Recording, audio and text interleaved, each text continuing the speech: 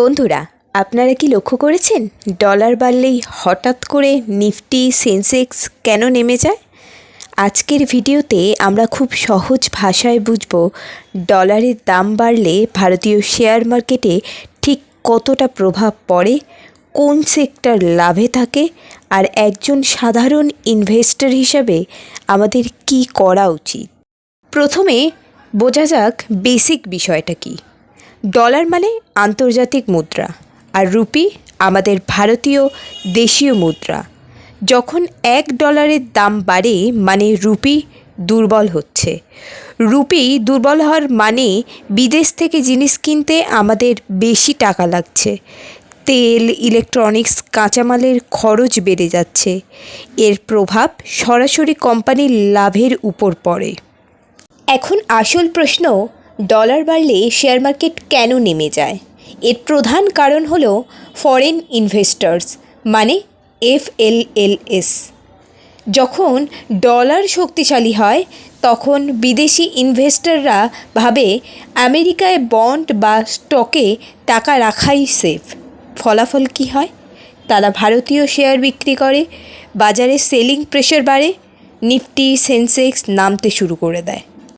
কিন্তু খুব গুরুত্বপূর্ণ একটা বিষয়, ডলারের প্রভাব সব সেক্টরে একই রকম নয়। যেমন আইটি সেক্টর, আইটি কোম্পানির ইনকাম ডলারে, রুপি দুর্বল হলে তারা বেশি রুপিতে আয় করে, মানে আইটি স্টক অনেক সময় লাভে থাকে।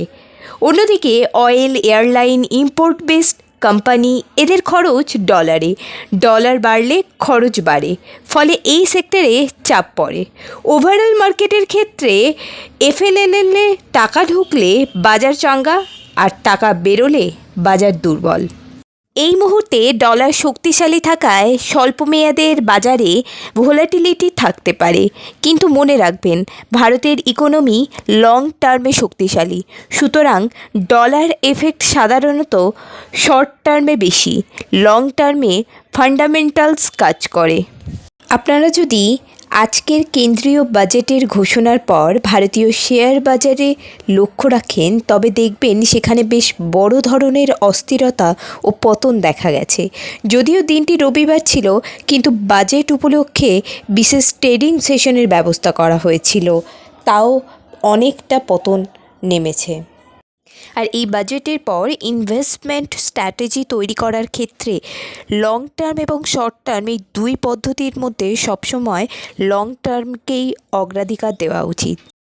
লং টার্ম ইনভেস্টমেন্ট মানে 5 থেকে 10 বছর বা তারও বেশি সময়ের জন্য যদি আপনি বিনিয়োগ করতে চান, তবে আজকের বাজেট খুব একটা খারাপ নয়, বরং কিছু সেক্টরে বড় সুযোগ তৈরি করে দিয়েছে কেন্দ্রীয় সরকার।